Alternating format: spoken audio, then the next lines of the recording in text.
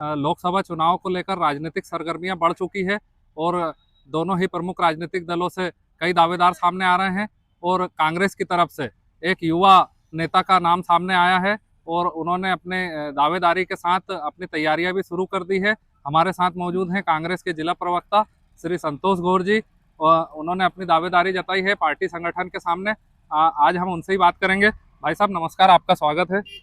धन्यवाद वसीम भाई। जी, क्या कहना चाहेंगे? खंडवा लोकसभा हाँ जो कि भाजपा का गढ़ माना जाता है, जी जहां से श्री अरुण यादव जी ने 2009 में जी इस किले को ढहाया था, जी परंतु जी वह अजय किला जी कुछ दिनों तक ही अजय रह पाया है। जी उसके बाद माननीय अरुण यादव को असफलता प्राप्त हुई। हम्म अ, पिछले लोकसभा चुनाव में माननीय ठाकुर राजनारायण सिंह जी द्वारा जी लोकसभा चुनाव लड़ा गया, जी उनको भी असफलता हाँ प्राप्त हुई। जी आज कोई भी लोकसभा चुनाव लड़ने से हाँ कतरा रहा है। जी कुछ भारी लोकसभा प्रत्याशी भी इसमें जी भाग लेने के उत्सुक है। जी क्यों न हम क्षेत्रीय खंडवा के जिले के किसी प्रत्याशी को कांग्रेस टिकट दे।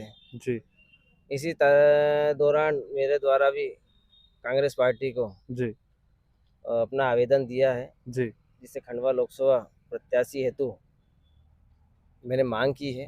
अब उच्च वरिष्ठ नेतृत्व जो भी फैसला ले जी वह सर्वमान्य है। जी मैं पार्टी को विश्वास दिलाता हूँ, यदि पार्टी मुझे खंडवा लोकसभा टिकट देती है हाँ तो हमारी कुर्मी समाज के 1.5 लाख वोटर है जी जो लोकसभा पूरे खंडवा लोकसभा क्षेत्र पूरे में। खंडवा लोकसभा क्षेत्र में जी ये 1.5 लाख वोट जो भी प्रत्याशी को मिलते हैं वो प्रत्याशी हमेशा जी विजय प्राप्त होती। जी कुर्मी समाज का जी झुकाव हमेशा भाजपा की ओर रहा है। जी यदि कांग्रेस मुझे प्रत्याशी बनाती है जी तो ये 1.5 लाख वोट कांग्रेस को ही मिलेंगे जी और जिससे कांग्रेस का परचम खंडवा लोकसभा में लहराएगा। जी अच्छा, तो आपने क्या तैयारियां चालू कर दी है और अपना रिज्यूम क्या दे दिया है पार्टी के वरिष्ठ नेताओं को? कहाँ कहाँ दिया है?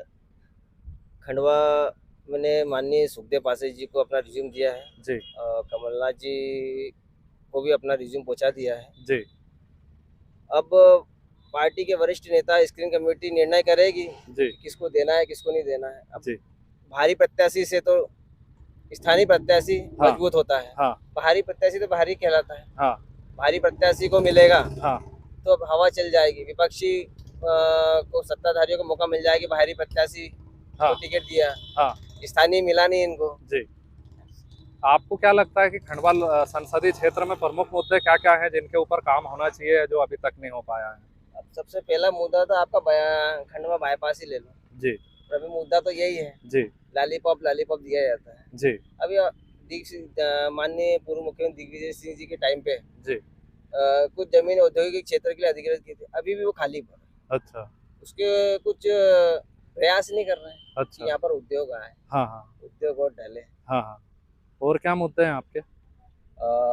पानी की व्यवस्था थी जो हमारे माननीय कमलनाथ जी के समय में कुछ राशियाँ स्वीकृत करवा दी थी। जो अब नई पाइपलाइन जो फूट रही थी जी विश्वा कंपनी द्वारा जो भ्रष्टाचार किया गया था 200 करोड़ रुपए का। हाँ फाइबर की लाइन डाल दी गई पाइपलाइन। हाँ अब बीड़ की जो पाइपलाइन डाल रही है वो हमारे कमलनाथ जी की देन है। हाँ हाँ पूर्व मुख्यमंत्री कमलनाथ जी थे जी जब ये पाइपलाइन सेक्शन हुई थी। जी जी जी अच्छा, और आपको मान लीजिए कि कभी पार्टी आपके ऊपर विश्वास जताती है और आपको मौका मिलता है जी। तो और क्या काम है जो आपकी प्राथमिकता में रहेंगे खंडवा लोकसभा क्षेत्र? सबसे पहले तो हमें किसानों को जी हमारे यहाँ पर बड़े बड़े यहाँ पर उद्योग डाल सकते हैं। हाँ पास में हमारे इतना बड़ा डैम है, यहाँ मत्स्य उद्योग बहुत बड़ा डाल सकता है। यहाँ की मछलियाँ जी 30 रुपए किलो में यहाँ से उनसे किसानों को अपना जो पकड़ते हैं मछलियाँ पकड़ते हैं उनसे लेके बाहर 700 1000 1500 में बेची जाती है। अच्छा। तो हम इसको प्रोसीडिंग करके यहाँ से हम विदेशों में बेच सकते हैं 3-3 हजार। अच्छा, ये आपकी रणनीति रहेगी? उद्योग रहेंगे ना जी किसानों के लिए। जी किसानों के यहाँ क्या है, सभी चीज की मंडियाँ यहाँ पर फैले। ठीक है। यहाँ पर व्यापारी आ नहीं रहा है। आपको जो भी है जैसे कि प्याज है, हम्म। प्याज चलो आज तो ठीक है, सस्ता है, मगर जब प्याज महंगा है, अभी तो महंगा है, प्याज जब सस्ता होता है तो किसान उसको फेंकता है। तो उसके लिए एक उद्योग लगाया, जैसे उसका पाउडर बनाया जाए, जैसे घरेलू सब लोग घरेलू उद्योग हो गए हैं, अपने घर घर सबने कर लिया है, मगर इसको बड़े स्तर तक क्योंकि किसान फेंक देता है, ट्रालियों से प्याज फेंकता है, तो इसके लिए भी कुछ करा जाए। जी, मिर्चियाँ हैं, मिर्चियों के लिए मतलब पार्टी का भी आपको मौका देती है और आप कभी भविष्य में इस क्षेत्र को नेतृत्व देते हैं, तो आप रोजगार के मुद्दे पे काम करना चाहते हैं। मैं तो युवाओं के लिए काम करूँगा, रोजगार के लिए काम करूँगा, और सबसे प्राथमिकता मेरी किसान है जी, किसानों के लिए। ठीक है। तो ये थे हमारे साथ श्री संतोष गौर जी, जिन्होंने अपनी प्राथमिकताएं बताई और इनका ये कहना है कि यदि कांग्रेस पार्टी का संगठन यदि इनकी दावेदारी के ऊपर विचार करता है और इन्हें मौका मिलता है तो ये निश्चित रूप से अपने मुद्दों को लेकर जनता के बीच में जाएंगे और क्षेत्र को विकास की और आगे बढ़ाने के लिए हमेशा प्रयास करेंगे। हमारी इस पेशकश में फिलहाल इतना ही। हमारी खबरों से जुड़े रहने के लिए हमारे यूट्यूब चैनल खबर एक्सपोज को सब्सक्राइब करें और बेल आइकन का बटन दबा दें ताकि हर अपडेट आपको सबसे पहले मिल सके। धन्यवाद, नमस्कार।